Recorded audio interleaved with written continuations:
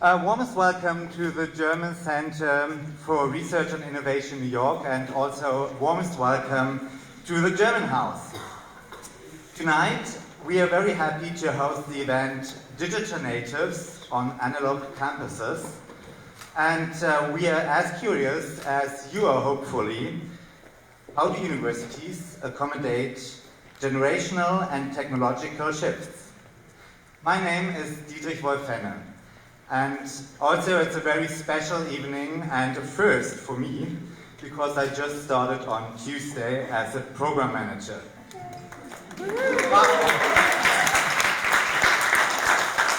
Unexpected, but thank you.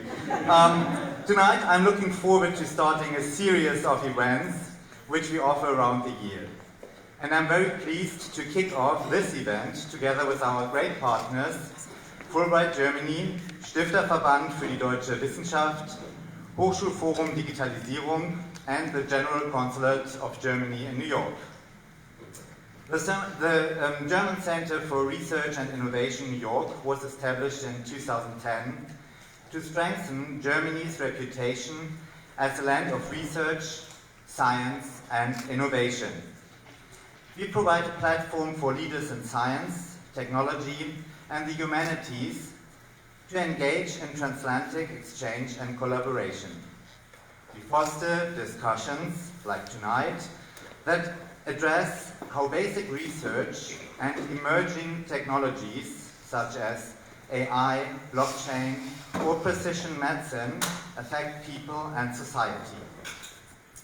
The New York team also takes part in conferences, science fairs, and career fairs to strengthen awareness for the German science, research, and innovation landscape. We work together with partners from Germany and the US and give rise to cross-border and cross-discipline networks. The German Center for Research and Innovation in New York is one of 5 centers worldwide that help to build relationships between our host countries and the German science and innovation community. We are active in Russia, India, Brazil, Japan, and of course in the US here in New York. Today's event is a perfect example how we try to foster dialogue between the public, the science community, policymakers, and industries. Over the next hour or so, we want to have a conversation on one of the core issues of today's, data and digital challenges, in this case, at universities. In the beginning of the year, Nora Krug, graphic novelist, read from her book Heimat, or Belonging, a German reckons with history and home in this very venue. One of the typical German items she describes in her books is a Leitsordner. It's a binder which you will easily find in every single office of this building, and I imagine still in every office of a German university. And there's more, like this. And Friederike caught me today with it. It's a very German thing. It's a Gittermappe or Umlaufmappe. And actually, it's the analog version of email loop. The German Center for Research and Innovation is a paperless office. Well, almost, as you can see, I'm working with paper, and I guess you're also used to it. And there's nothing bad in it, but if you want to file it, if you want to save it, there comes the problem. But fear not, fellow Germans. After you travel through the US for a week, I guess you have the impression that also Americans still stick to paperwork.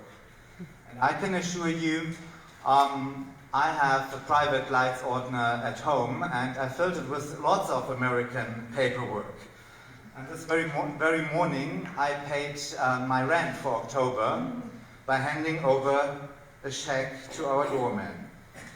You see, not only at universities, there's still room for improvement and for digital improvement. And now, a special thanks to my fabulous team, Jared, Melinda, and Nadia, for organizing this evening. And also a cheerful farewell, and you might give her applause for this, because Nadja is leaving for her maternity leave on Monday.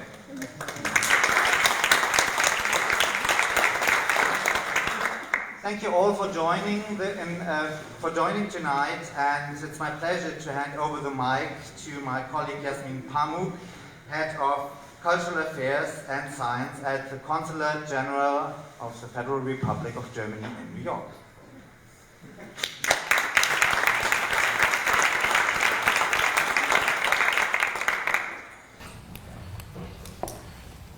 Good evening. Dr. Oliver Schmidt, distinguished panel speakers, dear colleagues, ladies and gentlemen.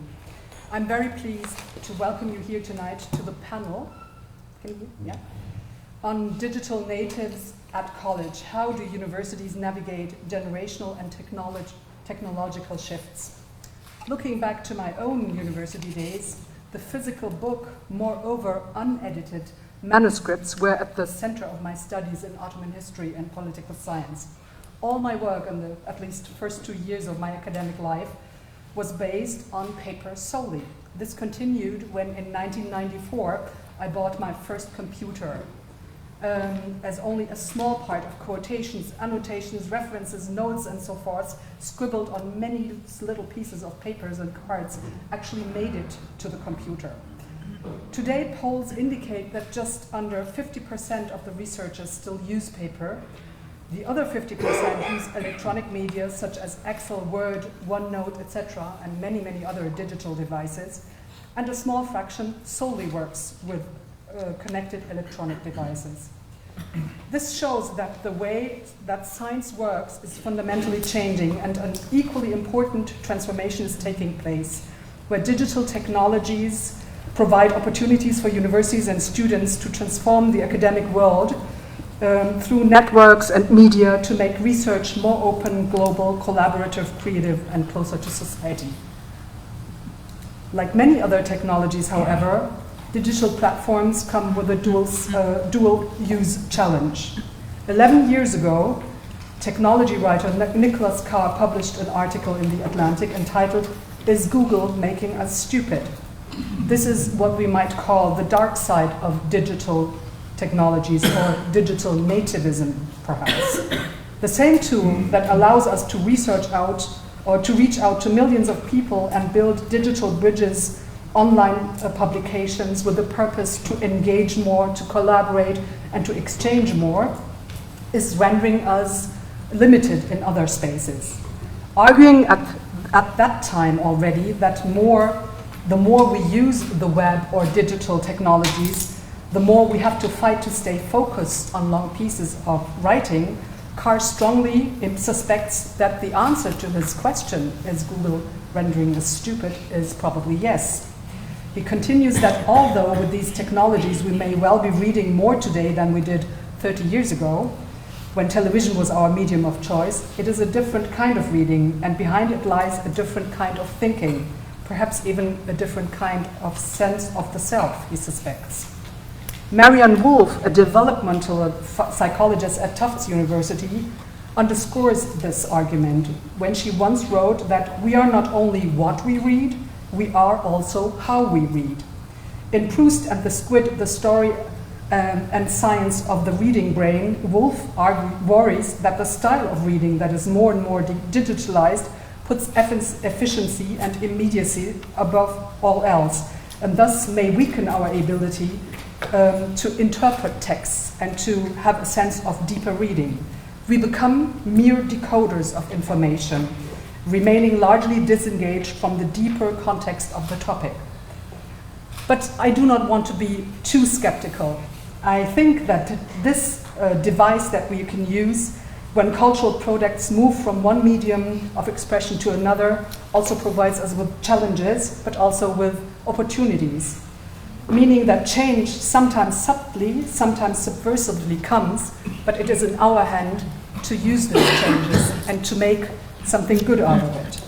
Digitalization is so reshaping all stages of science, from agenda setting to experimentation, knowledge sharing, and public engagement. Digital technologies are enabling us to find a new paradigm of open science, a term coined not only by the European Union in its latest initiative to include digitalization on the European Union scale, but also by other institutions, academic institutions worldwide. This seems that the open access to scientific publication provided by the digital use and the digital technologies that we can use is something that we can share and something that we can promote. And I see, and allow me to finalize with this remark, a great role in the diplomatic world in this too. As we say, there's also the new form of digital diplomacy that allows us to transform and to communicate these new technologies.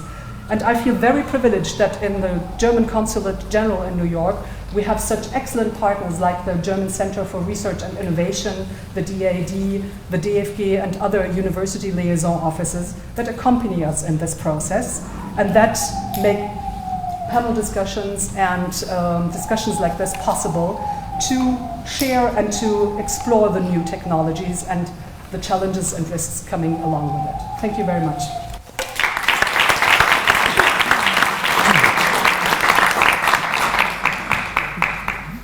So, as a good example for what we're looking at is, and turn this around, a future of books. Holding the microphone. No way. Anyway, thank you, Dietrich. Thanks for hosting us. Thanks, Jasmin, for your kind welcome, and mainly and also and again for your not just kind but very generous support on behalf of the German government. What we always like to say, we always thank both governments. We're probably one of the few institutions that always have to thank two governments at the same time. So both the American and the German government for all the support. I think I need to say a couple of things to contextualize this conversation, because some of us have been in a bus driving between Boston and now within New York in Manhattan for 7 days. Some of you have not been in the bus, so I may have to say, my name is Oliver Schmidt, I'm head of Fulbright Germany, and since you may not know Fulbright Germany, this way, two microphones? Either or, but either or. Closer to the mouth. Okay, well, she's my boss. So, Fulbright Germany has been around for almost 70 years. It has by now about 46,000 alumni, academics, scholars, students, educators, and, as you will see with this discussion, university reformers, university administrators who have been traveling forth and back for the last 20, 30 years in order to mainly also internationalize European and German higher learning. But as we will see with this seminar, we also try to see whether Americans have something to learn from European higher learning as well. So tonight's event is thus embedded in a 10-day program, about 30 academics, university reformers, innovative provosts, deans, professors, people who are experts on IT, traveling first to New York and Boston, and then we'll come to Berlin to exchange their views, their perspective, and experience some new models. Take this microphone sort of using this for this training. So, like the books. Like the books. I'm just a bit too tall for them. I need more books. Pull it out. There we go. Take it out of the stand. Oh, yeah? I got it. Okay, so what, we have about 75 minutes now between me and the drinks and something to eat. Digitization. We have not defined it really. In 8 days we've not even tried to define really what we mean. I hope that at the end of the evening you don't just get an idea here and there, but at least a little bit of a sense that what we're talking about is not just a metaphor, but it's something very specific. So it has rocked, it has transformed, it has started to revolutionize some parts of our societies, of our economies, and also higher learning.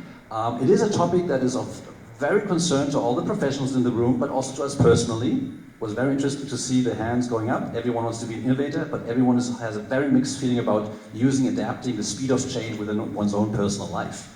So utopia and dystopia on that topic is very closely aligned.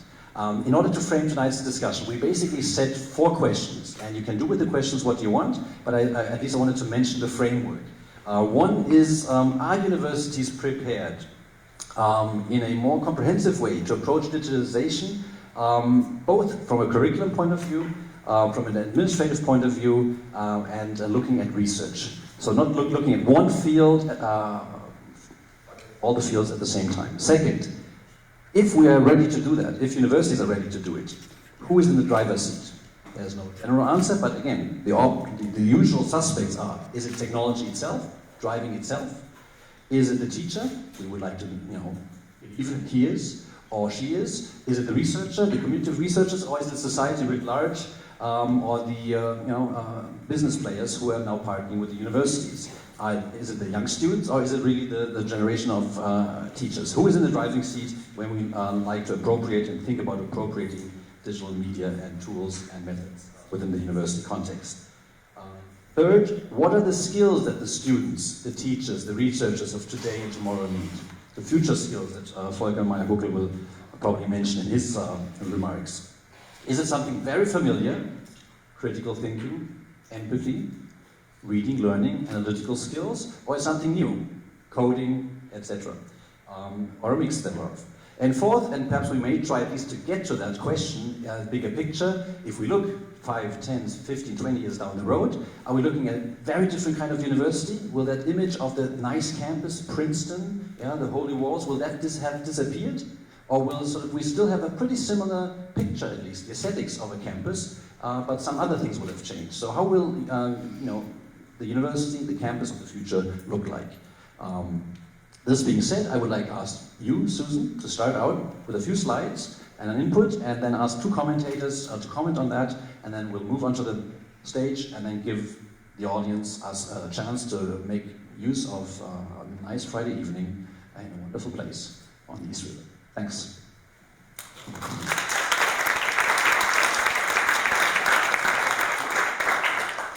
Thank you. Thank you very much. I would like to talk to you today a little bit about digital transformation in higher education. I'm going to define it for you. I'm going to define it partly by saying what it is not, and I'm also going to show you some results from some early research that we have been doing on the state of digital transformation in higher education. So, what is digital transformation? We ask this question when we go out and when we interact with faculty, administrators in higher education, and they say, oh, it's efficient use of available technology, it's getting rid of paper, it's automation, stop the manual madness, information anywhere all the time, innovation. This is getting a little bit closer to what digital transformation really is. Being connected to Gen Z, who are digital natives, rethinking how we provide service to our students in an innovative way. That's probably the closest. This is EDUCAUSE's definition of digital transformation. We define it as a series of deep and coordinated culture, workforce, and technology shifts. It's not just about changing the technology. That part is easy compared to culture and workforce. And what will it enable? It will really enable the transformation of higher education. New educational and operating models that transform the institution's operations, strategic directions, and value propositions. This is not what we have been doing for the last 20 years. Let me put this in a little bit more context. I'd like to distinguish between digital transformation and digitization, which is what we all think of many times when we think of digital transformation. It's really moving from paper to digital formats, from photographs to digital formats, and the like. And there is digitalization, which is really digitizing processes. So it's recognizing that it's one thing to get our data in digital format. Once we get it in digital format, we want to move it around, right? We want to take that email and move it from me to you. We want to use it to communicate, to automate, to get more efficient. Then there's digital transformation. We're not just talking about data, we're not talking about processes. We are talking about transforming the institution itself. So a quick example, digitization with, first you would digitize paper records, then you'd extract metadata to put it in a central repository so you can understand the data. With digitalization, you would digitize processes with electric forms, and you just want to improve accuracy, accountability, Then you'd increase operational transparency by using processes, and this is really all about automating. This is what we have been doing for the last 20, 30 or more years. And then transforming the institution, this is developing a digital strategy for the entire enterprise that uses data, analytics, AI, machine learning to scale and drive innovation that is aligned with the goals of the institution, strategy of the institution. It will remake higher education as we know it. Components of digital transformation, or we call it DX, just because we're technologists, so we have to come up with something impenetrable that we need to define to you. 3 components, as I said: culture, workforce, and technology. Culture shifts. These are the shifts that we are seeing colleges and universities will need to make to be able to transform. Partnership and collaboration. It's really, you were talking about scientific collaboration and openness, and digital transformation will make that much more possible. This is no longer about being the individual brilliant scientist or fabulous leader or successful student, right? Innovation, flexibility, agility. Higher education needs to learn how to change and innovate quickly and at scale. Researchers know how to innovate, they know how to create. Unfortunately, our colleges and universities are struggling with it. And then the use of data and analytics becomes the oxygen of decision making, the currency, the new currency of the institution. Workforce, we can't do this with the people we have the way they're trained now. We've got to retrain people, we've got to get new people, new professions. That includes faculty, that includes research associates, it includes administrators. And younger workers, as we know, and as we're going to be talking about a lot more, they have different expectations of the workforce, of the workplace. Those expectations, I was just on a call yesterday, and a woman was taking care of her baby on the call. And I said, early in my career, I never would have admitted it. Right? You couldn't admit that you had a personal life when you came to work, and people want to be able to do that. And then technology shifts. We are really seeing what we're trying to do right now is simplify the infrastructure of technology. So we have a stable, consistent infrastructure that just works so that we can focus on innovation and value add through scaling. So technology management is maturing. Personalization and individuation moves control from the powers that be, the administrators, the IT leaders, to the individual end users. And then rapid adoption of emerging technologies becomes a competitive advantage for our institutions. Not just a nice to have for the geeky faculty who like it, really a competitive advantage. We have data that shows, since we're talking about digital natives, data shows that data-powered academic success tools abound. Here's a whole list of them, from guidance about future courses to consider, to early alert systems designed to catch academic trouble and while you can still intervene, to degree audit tools that tell me the degree requirements that I've completed or not. And students find them very or extremely useful. This is from an annual survey that we do of undergraduate students. And in fact, we find that personalization most benefits the students who are most underserved, which is a beautiful, beautiful thing.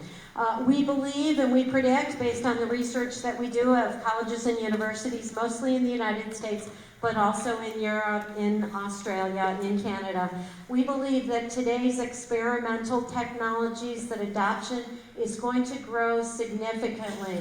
A number will move from experimental to emergent, and those tend to be niche technologies or some really cutting-edge technologies that we're still trying to figure out, like digital micro-credentials, predictive learning analytics. Courseware and self-service advising resources we think are going to grow. And then mainstream active learning classrooms, mobile devices, open technologies, and et cetera.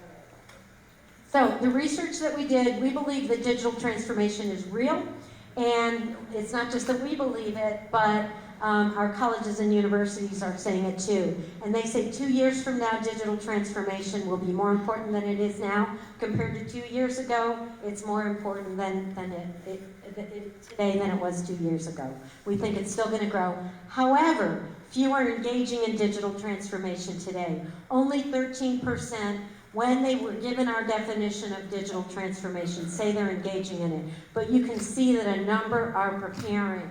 34% are in the process of it, and 37% are just exploring it.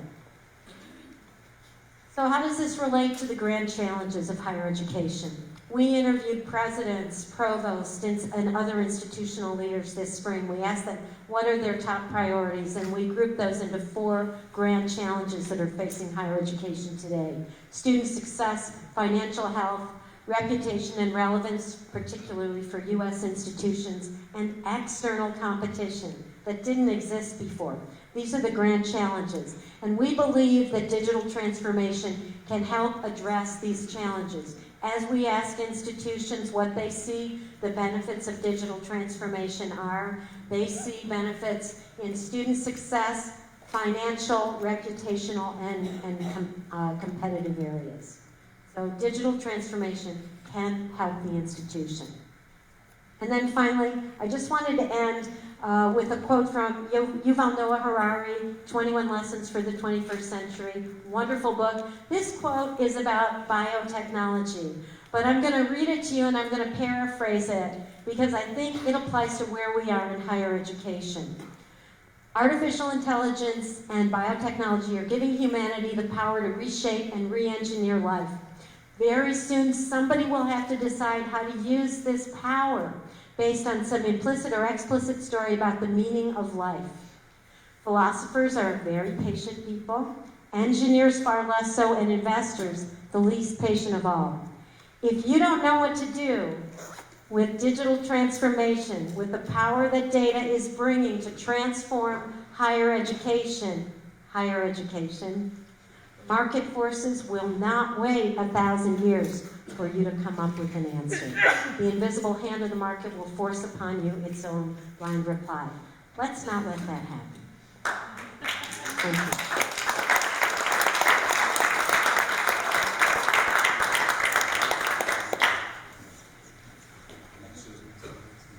Go again with my microphone. So after the big picture, we'll now move to a research field. Kathy Davis has been an adjunct professor in upstate Washington State, up there. And she's now currently in Potsdam, for very good reasons, research and family. And thanks for coming this way, all the way through the community coming from originally. Her research is, as you will tell, is youth and the ways they adopt, they adapt to, and they align with the new media. So the floor is yours.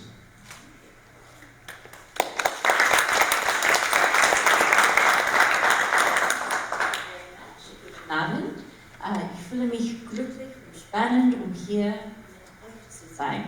And now we'll switch into English because that's about as far as my B1 level of German goes.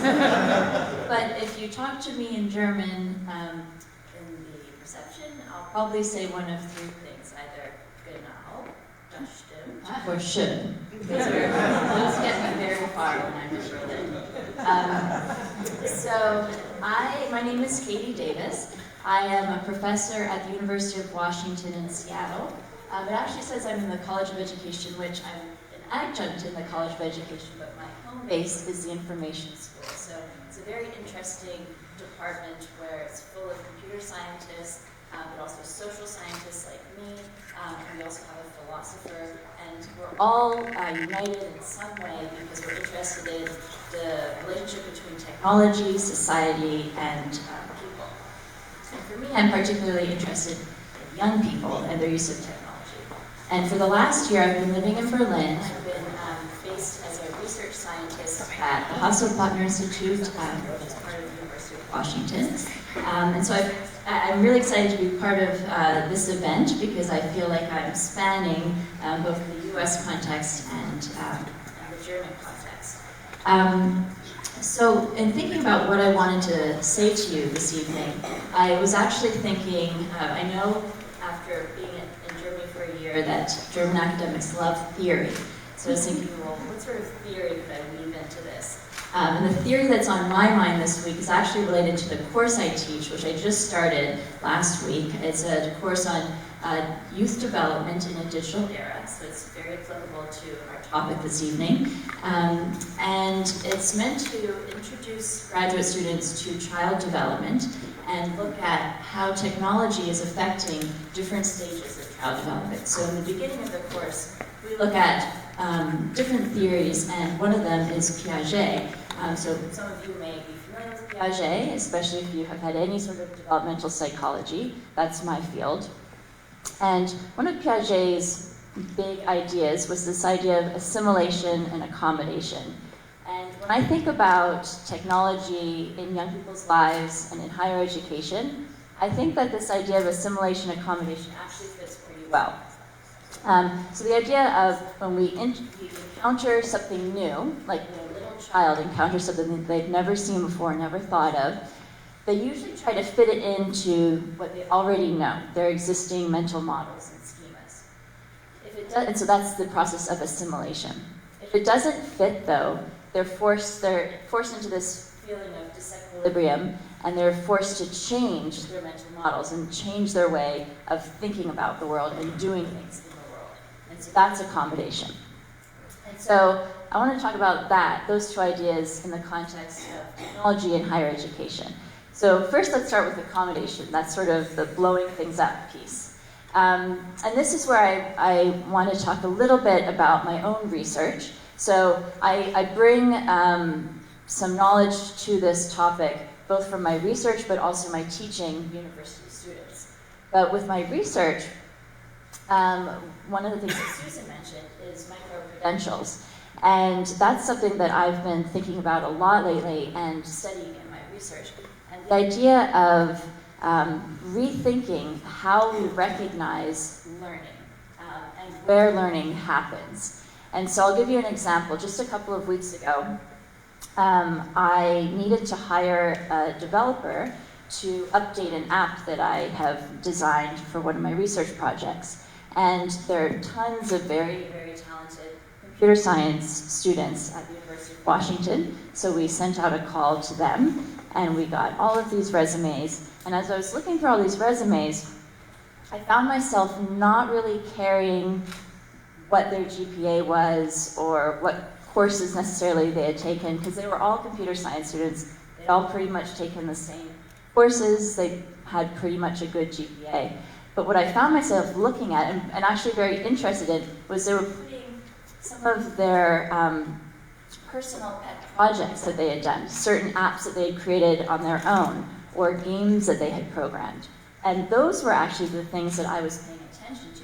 So this was knowledge that they were gaining outside of a school context, not in the classroom, maybe in an internship, but mostly on their own. And that's what I was really interested in. And I would say 90% of my decision was based on those interesting experiences. And those types of things, the fact that kids are learning in many different contexts and actually starting to be recognized and getting hired for jobs because of the things that they're doing outside the classroom, in informal learning contexts or just in front of their computer. That's what I'm really interested in my research. How can we actually formally recognize those skills that they're learning? And could we do that with digital credentials? Sometimes they're called digital badges. And so I've been working on a project at the Seattle Pacific Science Center where we have actually developed a whole digital badge system for a program there where high school students, they're participating in this program, they're learning a bunch of science, they're learning soft skills, they're learning to engage visitors in the exhibits at the Science Center. But like many other informal experiences, learning experiences that kids have, they don't get formal recognition in their schools for it. And so we've developed this digital badge system that actually recognizes through a digital credential the exact skills that they have actually acquired for doing different things at the Science Center. And they can curate their badges and their own profile online. So every student logs in, they have their own profile. They can see which badges they've earned. They can see which badges they have yet to earn.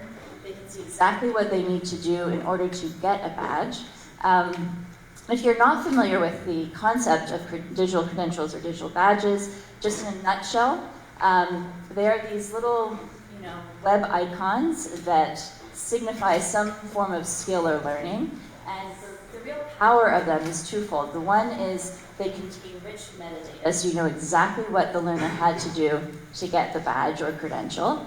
And they are digital, so they can be easily transferred across contexts. So in that way, the hope is that digital credentials can one day be used to recognize really sort of discrete forms of learning, bundle them together, and be able to transfer them across contexts. And importantly, like at the Science Center, students will be in control of their badges. So every student at the Science Center has their own profile, and let's say they want to apply to college, and they want to apply to the biology department. They can choose which badges they've earned, and they can select those and create a portfolio of just those badges, and they can explain what the badges meant, and then submit that with their application. So it all sounds great, but the big challenge, and something that I think that we really have to think about, and I think it will take at least 10, maybe 20 years for this to really catch on, if it ever does, is that how do you actually establish the credibility and the value and the currency of a digital badge? I do have some hope. Some of my colleagues and I think about, this e-commerce about 20 years ago. And if you think about in the late 1990s, we were all pretty skeptical about giving our bank details online and making web payments. But now we don't give it a second thought, or at least I don't give a second thought. And so the same may happen for digital credentials in 20 years, maybe less, I'm not sure. But it is taking some time for that to catch on. But it's exciting, I think. So the second idea that I want to talk to you about is assimilation. And here I now take off my researcher hat and put on my teacher hat. And I think about how can we change our teaching, or should we change our teaching in a university context to adapt to and respond to this new generation of young people who are used to using many different technologies and have information at their fingertips at all times. And so when I think about this question, I can't help, the first thing that comes to mind is my advisor at Harvard when we were writing a book a few years ago, and I think he was giving a talk to some Harvard students, and he was talking about the limits of their technology, of their devices. And at the end of his talk, a student came up to him and said, well, what's the point of you, and what's the point of colleges and the university if all the answers to all my questions are right here on my phone? And Howard being Howard, and sort of someone who likes to make quick, sometimes cheeky quips to students, he said, well, yes, all the answers to all your questions except the really important ones. Now, we ended up putting that in the book, and New York Times reviewer thought that was really an obnoxious comment that Howard said, but I think it is important, and I think that he's onto something there, because when I think about incorporating technology into my classroom, and I think, what do I have to teach kids who are so much more skilled than I am with technology? What I think of is, I know that they know how to use the technology, but I'm not always sure that they are discerning about what it's for. So I think that's really the role of many university professors, is to go beyond the what and the how of using technology, and think about why and what for, and how can you use that technology to be a productive, engaged citizen in society. And I think that's where we can really be relevant, and where the university can maintain its relevance. But at the same time, I see some of my colleagues, and sometimes I feel this way as well, wanting to just keep technology out of the classroom, because we feel a little bit worried that our students know more than we do. Even my computer scientist colleagues, they're actually the ones who have the least technology in their classes. But I do think there's value in embracing technology and trying to see if we can come up with new ways of teaching in the classroom. But that's not to say that there aren't challenges. So I'll just give you some examples from my own teaching. I do tend to use a lot of technology, and in fact, this course that I mentioned to you in the beginning, I teach for the University of Washington, and I just recorded my second lecture this morning. It's a completely online class. I use VoiceThread to record my lectures. We use Canvas to engage in discussion. So I really value being able to use technology, because that means that I can travel and I can live in Berlin, and that's wonderful. But it definitely has challenges. So when I'm teaching in a residential classroom, and I have a big group of students, I will use a lot of technology. So I often will use something called Poll Everywhere. So if I want to get a sense of whether they're understanding something that I'm teaching, I'll ask them to take out their phones and respond to a quick poll. I think that's great, it's wonderful. The challenge sometimes I've run into is that some students know how to game the Poll Everywhere software, and sometimes they make the little bar graphs have races with each other, and so you have to kind of set the stage and the ground rules from the beginning. I also embrace having a back channel so that students can talk to each other on a moderated back channel that my TAs moderate. And that's a really great way for, if I'm up in front of 100 students lecturing, one of my TAs can say, oh, you know what, Professor Davis said this just now, and that's related to the concept from last week. And so in that way, sort of hopefully create connections. The downside is that often kids will go off topic a little bit on that back channel if you don't set the ground rules. Sometimes other students can be distracted by someone else's laptop being opened. So it's messy. That's basically what I'm trying to say, is that it's really messy. And, but I don't think that that's a reason to keep it out of the classroom. I think there's certainly contexts in which it's perfectly appropriate to put away all devices and just engage in, a conversation or even a lecture, that type of thing. But it does generally excite me, the opportunities for teaching and learning with technology in higher ed. So I guess I will close my thoughts there and hand it over to the next speaker. Thanks, Katie. Thanks. And last but never least, Volker Meyer-Guckel, Deputy Secretary General of the Stifterverband für die deutsche Wirtschaft, Wissenschaft. Mühe gegeben. And his claim is he's not only a wonderful partner in this whole enterprise here, and he and his team, but he's an expert in his own right. For many, many years, he's been influential to create spaces for discussing the future of higher ed, both in the non-profit foundation world and in the university world. And this week, he outed himself one more time as a skeptic who wants to change the world. Thank you.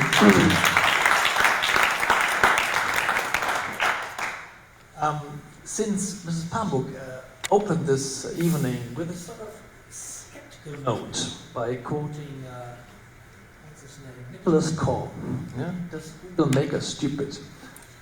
I was thinking I start my talk with my first New York experience, facilitated by Fulbright, who sent me here to attend a course at New York University many years ago, 28 years ago. And there I met somebody who was a professor at New York University, Neil Postman. Maybe a lot of you will remember him. He wrote books about television, amusing ourselves to death. Where he said television is killing us, makes us stupid, kills our youth and things like that. He was my guru. I read all his books, and then I met him here, and I swore myself. First of all, I threw my TV out of my living room, and then I swore to myself, I will protect my future kids from television. Now, when I look at my kids today, television plays no role whatsoever in their life. I mean, linear television is out. You know, there's hardly any young person in Germany who watches television. It's only the old age people. But what are they doing? They are streaming, they're Netflixing, they click on YouTube when they're out of their classroom, they're continuing their education in an informal atmosphere, informal environment, clicking here, exchanging knowledge with others through WhatsApp, and things like that. So what is interesting is that they have established an informal learning ecosystem which is outside of the classroom, because we haven't been able to translate that into classroom work, as you were saying that. So this sort of inspired me to put at the front of my introduction here. My introduction will focus on two studies that the Stifterverband has recently published together with McKinsey. The Stifterverband is an association of foundations and companies for the promotion of higher education and science in Germany. So we are funding projects, but we also work as a sort of think and do tank. So that's where we have established the Hochschulforum Digitalisierung. That's a community platform for all these people. It's like EduCourse in a way. It's a community of practitioners who are interested in changing the university as you have described it so wisely. And I totally agree with your definition of what is going to happen and has to happen within the academic system. So the Stifterverband works sort of as a bridge between society, industry, and the higher education system. And last year we asked German companies what skills are lacking in Germany. And there are, of course, they said there are lots of skills lacking. We have about 1 million people, data scientists, tech specialists, which are urgently needed, but we cannot get them in the companies. Data analysts, AI specialists, UX designers, big data analysts, and so forth. We don't have these people. But what they also said, that these are the specialists that we need, and since German companies are usually working on a global market, they say, okay, we need them, but we can get them from India or from Poland, or if we don't produce them ourselves, we'll find them somewhere. Because we have good working conditions and we pay good money. But what we also need, and this is the second tier, if you want to say, is digital qualifications along, within all the workforce, not specialists. Because the German industry is completely changing. The energy industry has been completely changed by renewable energy. They're not producing energy anymore, they're trying to save energy. That's a completely different money model, business model. So they have to work together with, not within companies of their own discipline, but with society, with cities, with NGOs. This has completely changed their business concept. The banks are currently changing completely their business models. And the next branch that will be transformed is, of course, the automotive sector, which transforms into a mobility sector. So they're not in need of tech specialists. Of course they are. But they are in need of people who can manage this transformation process. That's why they define we need digital qualifications that are new, like digital literacy, and digital learning experiences, digital fluency, whatever you may call it. And then we need new non-digital qualifications like collaboration skills, entrepreneurial thinking, adaptability, and something that I learned on this journey, which I find a very good concept, transformational literacy. Understanding the system. It's not about personal skills, but about applying personal skills to system change. This is important. This is the most important thing that is required now within German industry. So that's my kind of definition when I talk about future skills. It's not about digital skills, it's about skills that we need in the digital world. That's something different. Now, there's another study which came out 6 months ago by the German Council for Digital Infrastructure. That's an academic council. It's about the digital infrastructure in research and higher education. And it was titled Digital Competences Urgently Needed within the academic institutions. So there's a sort of asynchronicity. We have to teach skills that we don't have in the institution. Because, first of all, we need new kinds of qualifications that changes our institutions. You mentioned that. And then we have to teach others to change their institution. And there's a certain asynchronicity right now, which certainly is not very different here in the United States, because we indeed teach a new generation, and we think we know what they need. I don't think we really know. This brings me to some of the aspects that you were mentioning. If we don't have the qualifications within the academic institutions right now, why don't we use the qualifications that these people bring to us?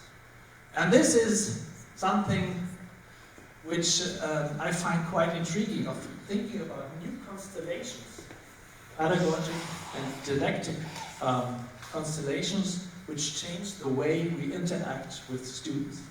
So my definition of digitization, you're totally right in saying, what do you mean by it? So I try to say what I mean by it. My digitalization is, for me, is a new way of how we interact with students. I'll come to that later. How we interact among researchers, and how we, as an academic institution, interact with society and company, the workforce, the Arbeitswelt. And what is changing here? I think there's a German word that is quite precisely describes what is going on. It's called Entgrenzung. I don't have the English word, maybe demarcation or something like that. What is Entgrenzung in English? Anyway, what that word? What that word? We find that out. What I mean by this is, I was mentioning it when I talked about how these industry branches are changing now, because they're not developing further future business models within their own branch, but in a sort of transdisciplinary, trans-branch way. So there's a sort of Entgrenzung within industry, within industrial institution companies. There's also an Entgrenzung between academic institutions and non-academic institutions. There are a lot of non-academic institutions who concentrate on producing knowledge and to distribute knowledge. Actually, they're all academics. We used to be trained the academic institutions. And we have to build bridges between these new companies, NGOs, you know, you name it, who can contribute to a new kind of pedagogy, a new kind of creating knowledge, disseminating knowledge, and so forth. And then there's the student who has acquired knowledge in informal projects, in informal spaces. We haven't, been able yet to give them credentials, but we're on our way. So these students can also bring knowledge into the institution. So there's a sort of Entgrenzung there as well between the teacher and the student. The student becomes the teacher, and the teacher becomes the student. So this is a new kind of educational space that is created there, which also has to do with new kind of formats of learning experiences. Project learning, case learning, action learning. We've all heard various ideas to transform the learning experience into something that goes with acquiring knowledge, disseminating knowledge, and collaborating on new production of knowledge and welfare and whatsoever. So this is what we're working on when we talk about the transformation of the higher education system in a digital age. And this is something different to transforming, to have a digital strategy. So what is part of the project on this national platform is we go into the universities and ask them, what is your digital strategy for the next 10 years? And what we find out is that most of them cannot answer that because they don't have an institutional strategy. They don't know what they should use, for what aim they should use technology, for what transformational process in the organization they should use what you have been explaining. So, in order to have a digital strategy, you have to have an institutional strategy. This is my first thesis, and if you have an institutional strategy, I think the digital strategy will follow. And most of the strategy is about cultural change. It's not about technology. The technology is there, but you have to change mindset. So this is what I was going to tell you. And now I'm looking forward to discussing all these things with you. Thank you.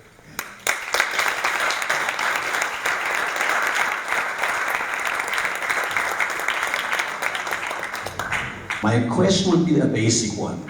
We have a hypothesis that coming all the way from Europe, we can learn something by looking, talking, visiting, meeting, and say, interesting, we could do something similar in Germany, or the other way around. And now yesterday someone, and it was one of the new American peer members of the group, he said, actually whatever happens up at MIT and Harvard is not applicable at all to Idaho, Wisconsin, Madison, and anywhere else. So are we just in a fantasy that actually by looking at each other at good practices at specific universities that there is a way to actually, by analogy, by comparison, by metaphor, to take something out of a very different context and apply it to Viadrina, to Passau, to Augsburg? Just a brief first answer, and then I would open up the floor for further questions. A brief first answer. We are seeing in the research that we do that private doctorals are different from all of the other types of colleges and universities in the United States. However, one of the beautiful things about higher education as an industry is that we talk to one another, we collaborate, and there are learnings that can be done, and there is knowledge that can be shared. Harvard and MIT, my own alma mater, Yale, they can afford to invest in a lot of things, to place a lot of bets. Other institutions, perhaps not so privileged, they will focus their bets. And they may take bets of the same ambitious magnitude, but perhaps not so many. Trying to see the glass half full. Katie, do you agree? There were some voices, not really very vocal this week, but they were feeling that some of the things we were seeing and put into a grand narrative could be seen as imperial, colonial, like great, brand. And if you want, you can imitate, not in a reciprocal way. So that's interesting. So my degree is from Harvard, but for the last 8 years have been at a public university, the University of Washington, and I see many similarities. Now, the University of Washington is in Seattle, surrounded by Microsoft and Amazon, so it's a little bit different than many other public universities, but the way in which technology is being used for university teaching, I find very similar. I think what this person meant about the MIT Media Lab in particular, and everything just seems very futuristic and perhaps not immediately applicable. However, my connection to the Media Lab comes through the kids side of things, and I know one of their most popular products is the programming software tool Scratch, which is used all over the country, actually all over the world, by kids of all socioeconomic income levels. And so in that way, I think that there are certain ideas from the Media Lab and Harvard and Yale that are very much being disseminated and used right now in many different contexts. So I guess I'm also a little bit more glass half full perspective as well. Volker, you mentioned TV. Sesame Street was invented at the educational school at Harvard, co-invented. What would be your word of welcome now? In 2 months we'll all come to Berlin. What do you think could be gained from the American side all the way to Europe? Look at an institution like the MIT lab, the Media Lab. I mean, no university will have the money to build something like this. But the principle, basic principle is be totally transdisciplinary, focus on the students and what they can bring into your project, and get people from outside who bring ideas and projects and problems into your institution. And this is a constellation which every university can establish, and actually it's happening. It's happening in Germany at the so-called innovation hubs that are being established. Look at Hochschule München, who built something with the city now, something different, something quite similar, but not as well as well equipped as the MIT lab. But the basic principle is also transformable to other university places. One more thing that I'd like to say is when I think of some of the most innovative universities in the United States that are truly doing exciting, transformative things at the institutional level, Arizona State University, not an Ivy League, is doing some of the most exciting things in this country. Another one that comes to mind is Southern New Hampshire University, really doing a transformative, competency-based educational model. So very often, and I can think of, and I will not name them, but I can think of some Ivy Leagues that don't want their technology to be great, they just want it to be good enough. So, which one? I will not say. Okay. So even though it is Friday evening. But it's Friday evening, you can say what you want, you can ask what you want. Please briefly identify yourself, briefly comment or question. Yes. Jay Taparia, I'm a NYU professor, social entrepreneurship and entrepreneurship, and I'm also CFO of a Smart Cities Institute here. Question, massive open online courses, or MOOCs, have been the disruptor in education. Completely online. Some of my own students at NYU have supplemented their education through the Coursera's of the world. What is your perception on these disruptor players? Any of you? I think it's remaking our entire ecosystem. MOOCs themselves were a point in time, and they have gone on, though, however, to spawn additional opportunities. I think that as we look forward, the biggest thing that higher education needs to think about is not our peer institutions and who's going to get those students. It's the employers of the world, and it is the new startups who are looking at higher education as an old model that is ripe for disruption, and they're entering the marketplace. So in my opinion, that's the biggest thing that MOOCs taught us, that if you build it, they will come. And where are they going to come from? Very often from our own institutions. So with respect to MOOCs, I'm both very excited and very worried about MOOCs. So I'm very excited when I see students, and I've taken a few Coursera courses and learned a ton. I've seen a lot of my students learning a ton. But if you look at who we are, we're already in a position of privilege. We already know a lot, and we have access to a ton of learning opportunities. One of my colleagues at MIT, with some other colleagues, did a study recently showing that there are real income disparities in who actually takes and follows through with any given MOOC. And so just like any sort of new technology which has the potential to level the playing field, it often ends up not being used that way. And so it's sort of a rich get richer scenario. And so that really worries me, that aspect. And I don't have any good solutions, but I think those two things can be true. Well, in Germany, the MOOC wave was over before it reached Germany. So, but still, I mean, these courses are there, the platforms are there, some of the German universities are on the platform, and certainly the students go on the platform for additional qualification, not for replacing, you know, the on college education, further pieces of knowledge. Now, what we've learned on our journey here is that those who produced MOOCs, like edX, are now working on new formats of unbundling these MOOCs into small pieces, modules, not whole courses, but modules that you can, as a teacher, combine in your own pathway of, you know, in your own pedagogic pathway, to integrate that into your classroom, to add this to what you are teaching in the classroom, and to, you know, to sign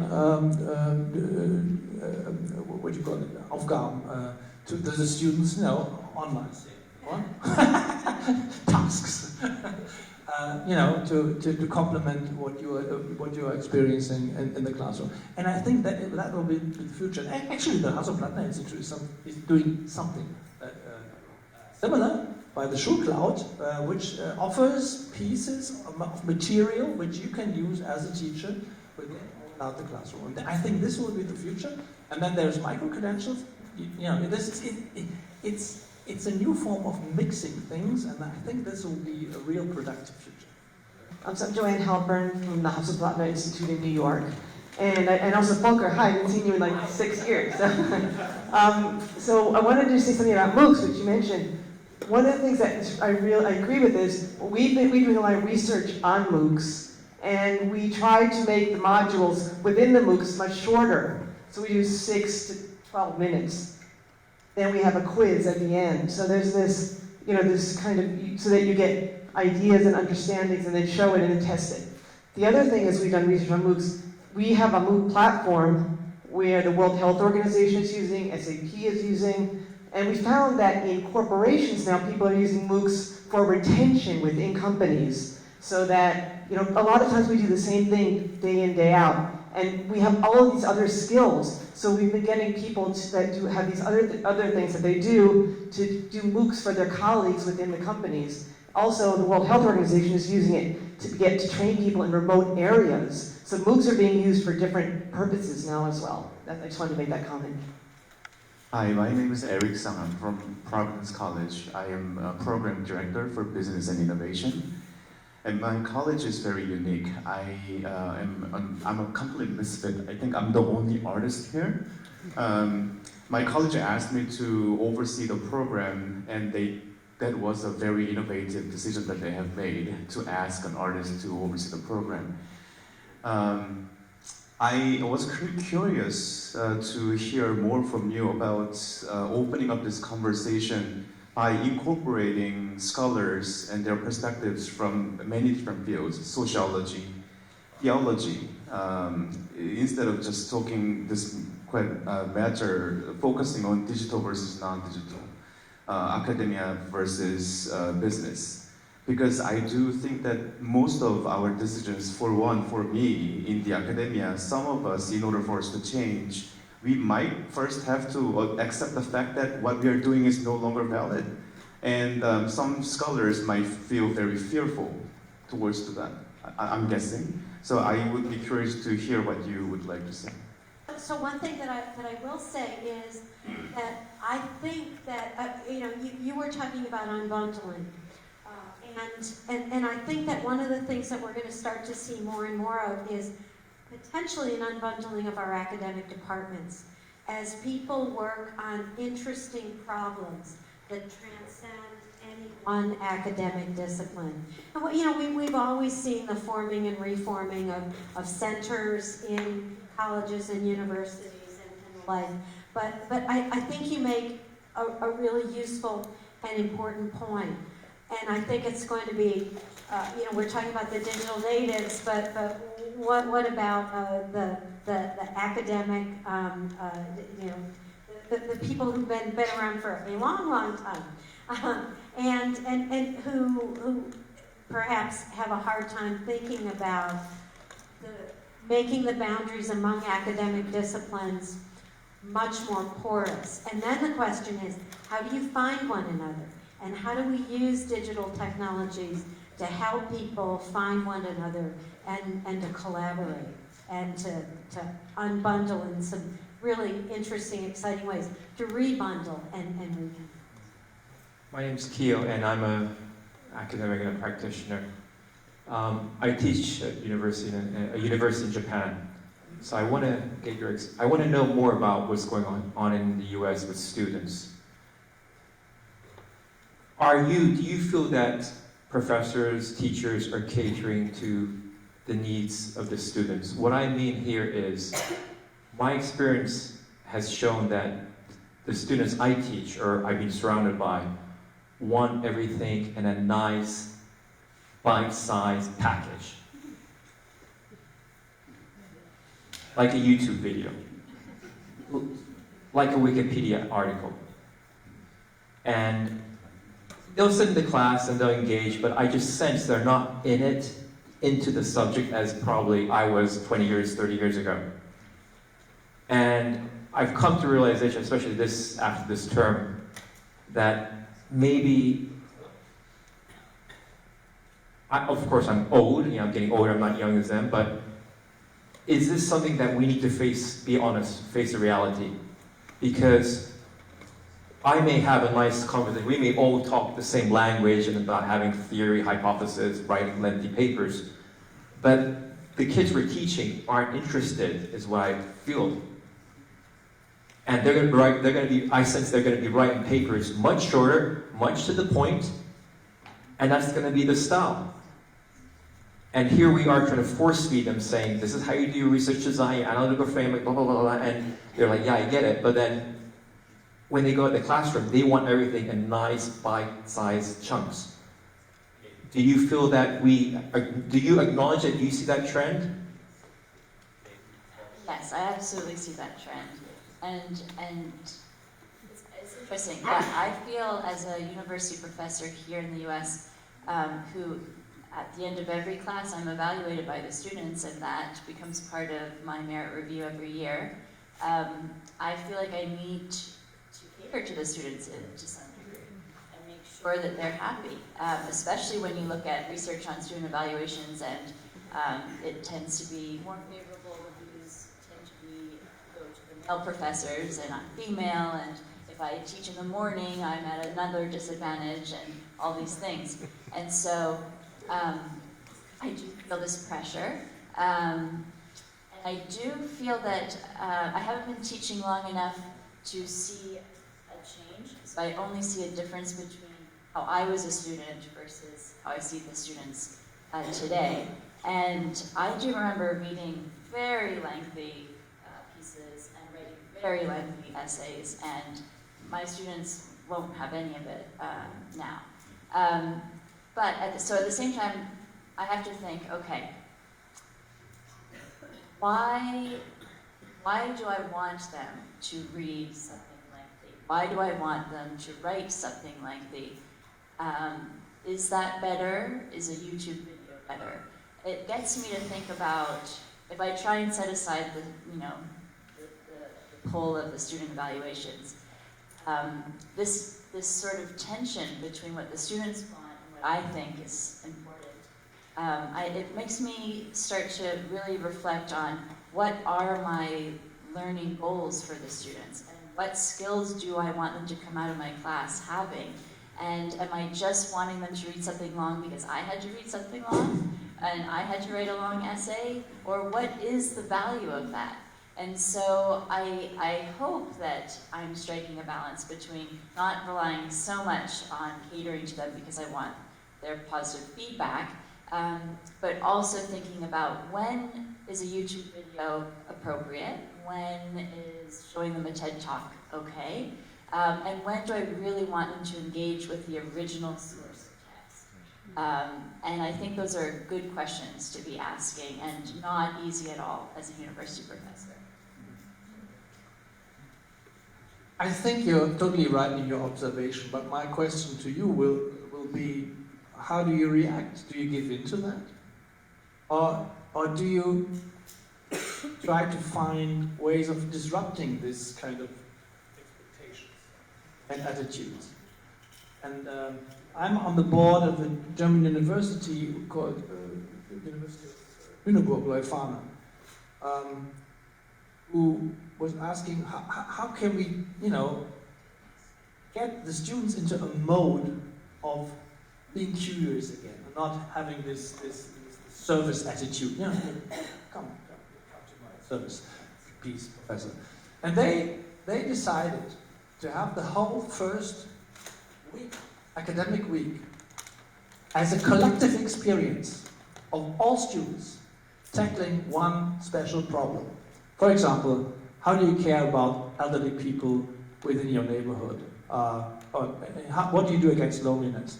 What kind of new neighborhood concepts can you think of? So all these people from all disciplines work together. They don't know anything about academia. They don't know anything about scientific method. They know nothing except what they brought from school. But they are faced with a problem, and then they see what they can contribute to the problem, and they see their limitations.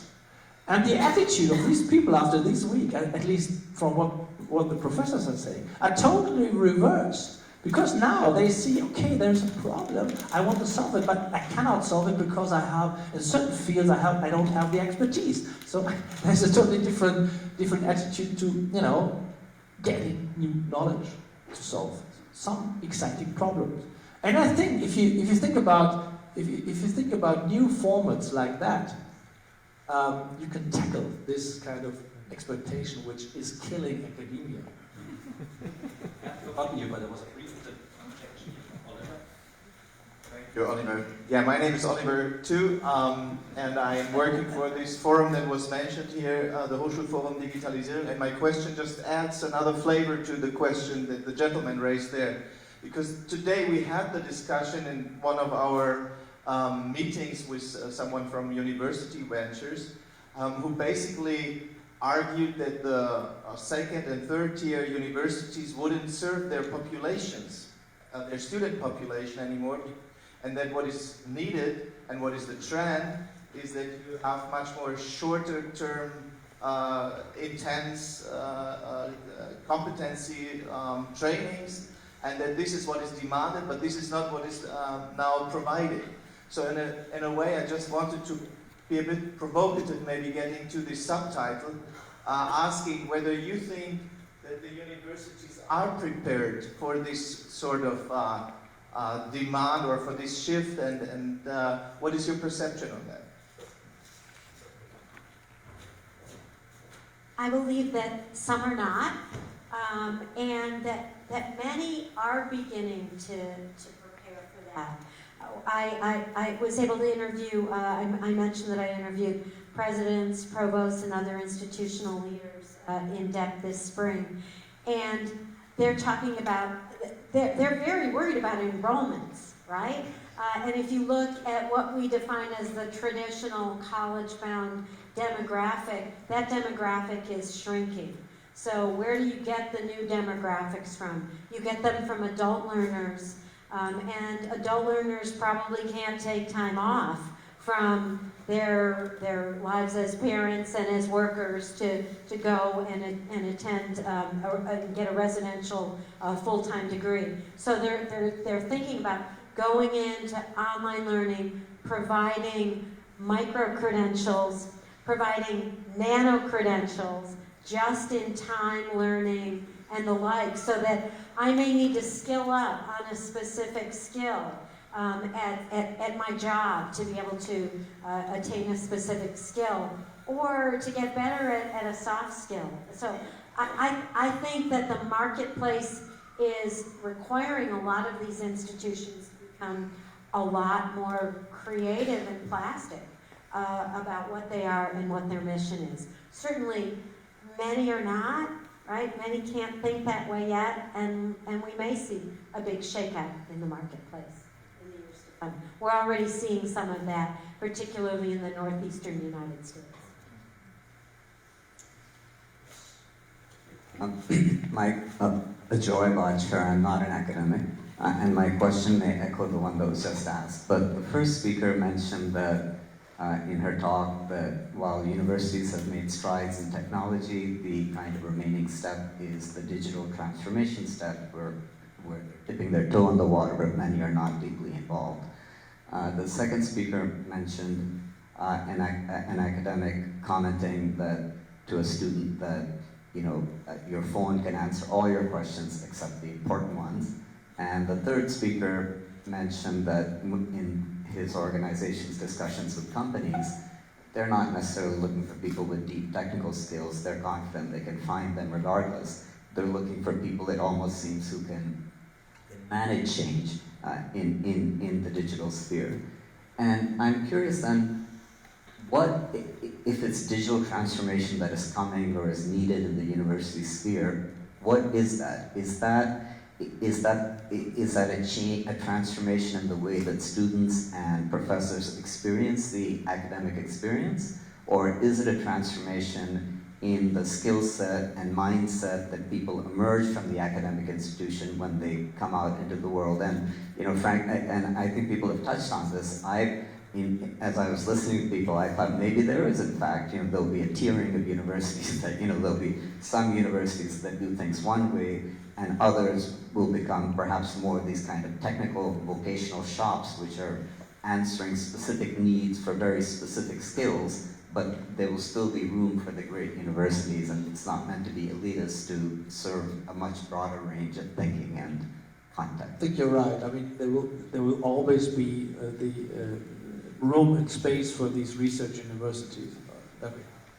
But the ones who are under pressure are these who offer more or less the same model, like liberal arts colleges, you know, third and fourth tier, but cannot really offer job opportunities afterwards. And I think this kind of university and college type will need to transform into something that was described here as, you know, competence-based vocational education that is different from the way, you know, universities, research universities teach their students. I mean, if you look to Germany, we have a sort of a more robust university system, and we have also a vocational system that is based on company vocational training, where you find all kinds of profiles you know, within the system. Here, there are less, you know, there's less differentiation within the profiles. There's differentiation, you know, between, you know, money and no money. But the profiles are almost, no, I mean, what I was saying is, there's more room for more profiles in the United States. That's my theory. Thank you. Fast question. The asynchronous nature of digital education versus the group experience, the synchronous type of classroom experience. Is there an optimal combination? And could you comment on one versus the other, or the optimal combination of both? Thank you. I can mention the research that we've done at EDUCAUSE with undergraduate students and their preferences for technology, and faculty and their preferences for technology. Most want some blended online and face-to-face component. The face-to-face components that they want to keep are the face-to-face components that facilitate interaction and collaboration. They're perfectly content to go online for the asynchronous kinds of learning that need to occur. But when a conversation like this, people want to have it in real time in 3 dimensions.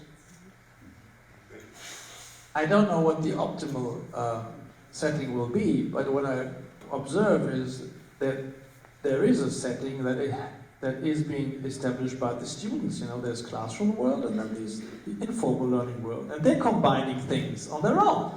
They're clicking YouTube videos. And why do we let that go? Why don't we curate, you know, these experiences online and offline? And this is what you know, we have to find out what is the optimal setting. But and I think we have a long way to go, you know, to find what is the thing that is needed in the future. But what I realize is that, you know, this world is already shaping whether we have an influence on that or not. Frank Bamberg, FP Management. I'm not in education, but here's my question. The change, technological and generational, will that help for the universities in America especially to be more efficient, to have less bureaucracy, less seniority, and less overhead, so that the cost of education go down?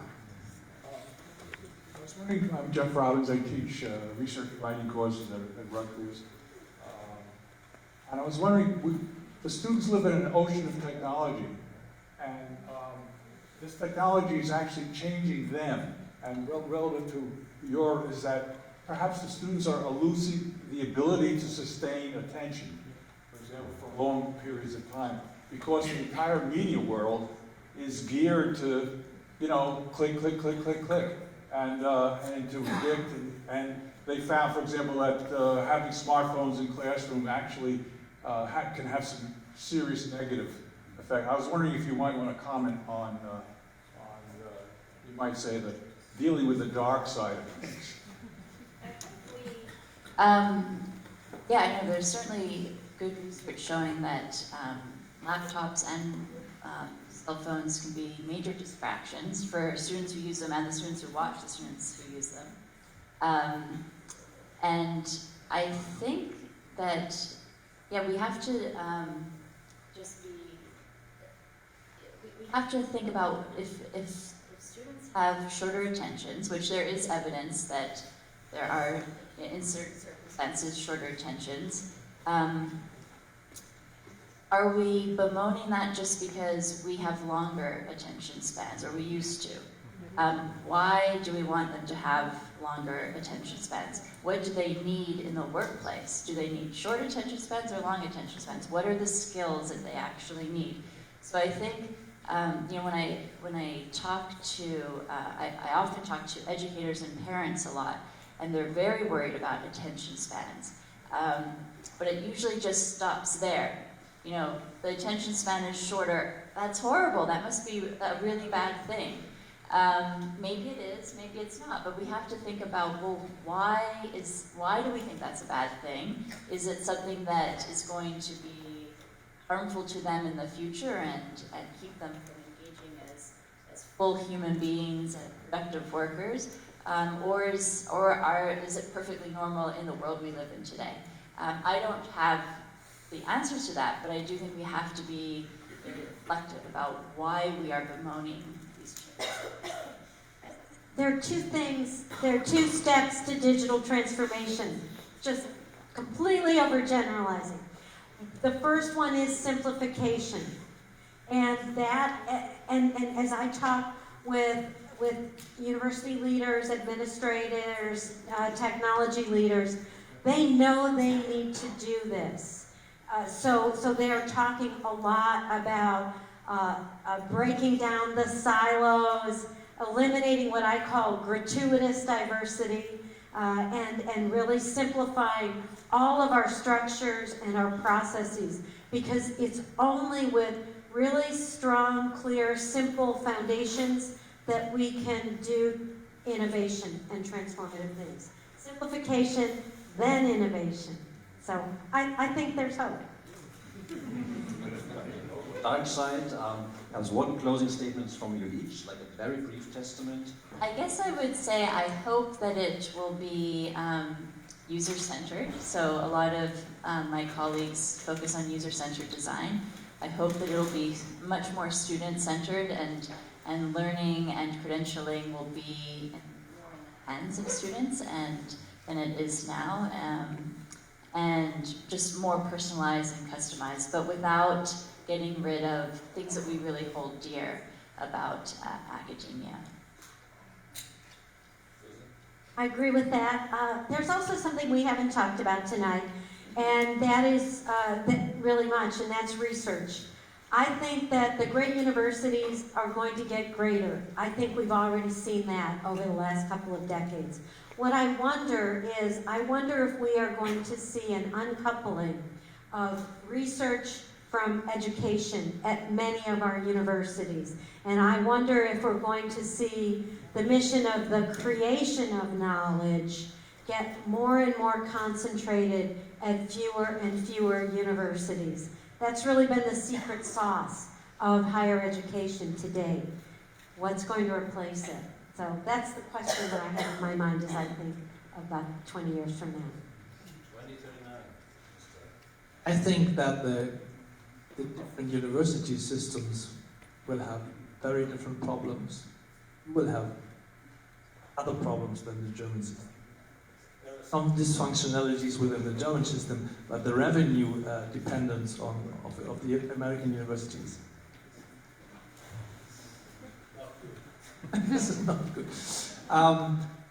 Having said that, I think the academic institutions in 20 years will be much more open to the societal needs,